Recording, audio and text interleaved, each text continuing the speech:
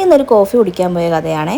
ക്യൂൻസ്വേയിലെ ഷോപ്പുകളെല്ലാം മെയിൻ്റനൻസിന് വേണ്ടി ക്ലോസ് ചെയ്തപ്പോൾ എനിക്ക് ഏറ്റവും കൂടുതൽ മിസ് ചെയ്തത് അവിടുത്തെ താര കോഫിയാണ്. അങ്ങനെ ഇരിക്കുമ്പോഴാണ് യാദർച്ഛികമായി ഇൻസ്റ്റാഗ്രാമിൽ വീഡിയോ കാണുന്നത് അവരുടെ പുതിയ ഔട്ട്ലെറ്റ് നമ്മുടെ കടവന്ത്രയിൽ സ്റ്റാർട്ട് ചെയ്തിട്ടുണ്ടെന്ന്. ഞാനൊരു കോഫി ലവറേ അല്ല, പക്ഷേ എനിക്ക് ഇവരുടെ എല്ലാ കോഫിയും ഭയങ്കര ഇഷ്ടമാണ്. പ്രീമിയം ക്വാളിറ്റിയിൽ ഇത്ര അഫോർഡബിൾ റേറ്റിൽ കോഫീസ് കിട്ടുമ്പോൾ എന്തായാലും ഒന്ന് ട്രൈ ചെയ്ത് നോക്കും. നിങ്ങൾക്ക് ഇവരുടെ മെനു കാർഡ് നോക്കിയാൽ മനസ്സിലാവും, എല്ലാം നമുക്ക് അഫോർഡ് ചെയ്യാൻ പറ്റുന്ന റേഞ്ചിലുള്ള ഐറ്റംസ് മാത്രമേ ഉള്ളൂ.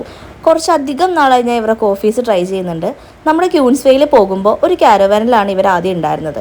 അവിടെ ഇപ്പോൾ ക്ലോസ് ആയതുകൊണ്ടായിരിക്കാം ഇവരിങ്ങനെ ഒരു ഔട്ട്ലെറ്റ് സ്റ്റാർട്ട് ചെയ്തത്. അതെന്തുകൊണ്ടും എനിക്ക് നല്ല ഉപകാരമായി. നല്ല സ്ട്രെസ്സായിട്ടിരിക്കുമ്പോൾ ഒരു കോഫി കുടിച്ചാൽ അത് റിലീവ് ആവുമെന്ന് ചിലരൊക്കെ പറയുന്ന കേട്ടിട്ടുണ്ട്.